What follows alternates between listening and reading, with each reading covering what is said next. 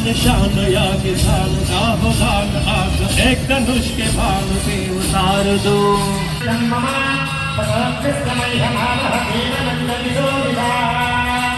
ओम सात्यं प्रवक्त संदिग्धं मंहिनायोजितं प्रियं गृहाणमंगलं देवं त्रैलोक्यपदे।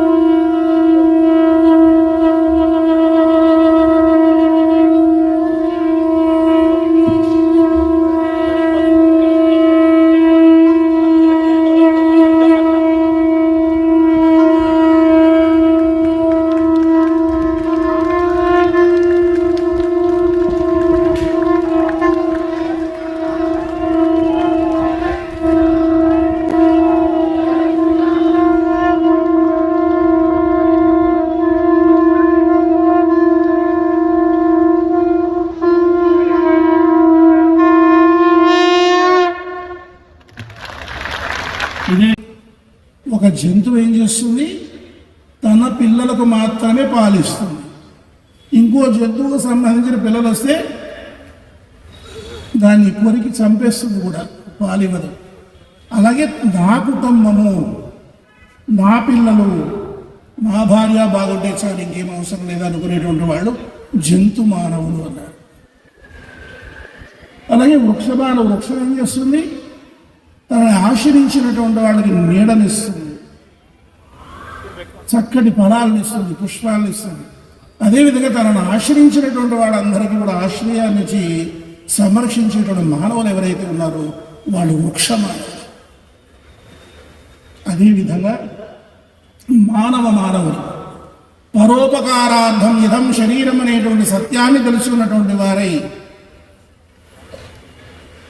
5 రుణాలు తీర్చుకుంటూ, ఏ రుణాలండి? 5 రుణాలు ఉన్నాయి ప్రతి మనిషికి. ఏమిటా రుణం? దేవరుణం, ఋషి రుణం, మాతృణం, పితృణం, జీవరుణం. ఈ 5 రుణాలు తీర్చుకుంటూ పరోపకారార్థం ఇదం శరీరం అంటూ మానవ సేవయే మాధవ సేవగా జీవించేటువంటి వారు మానవులు.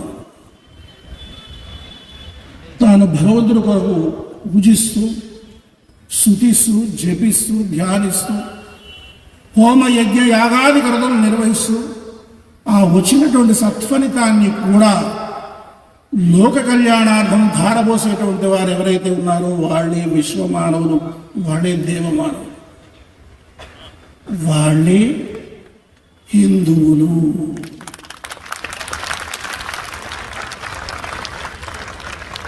వారే మహర్షులు.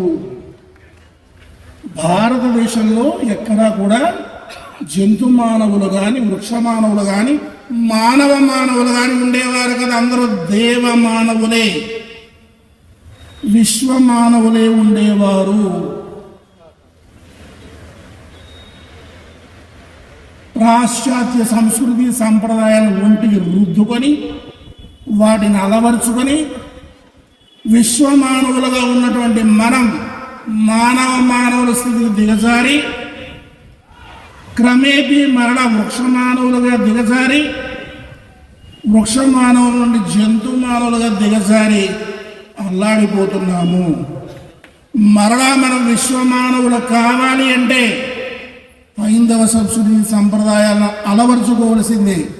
ప్రపంచ దేశాలకి ఆదర్శప్రాయంగా నిలిచినటువంటి హైందవ ధర్మ కర్మానుష్ఠానం చేసి అందరికీ ఆదర్శప్రాయంగా నిలవాల్సింది. దానికి విశేష కృషి చేస్తున్నారు ఎందరో మహానుభావులు.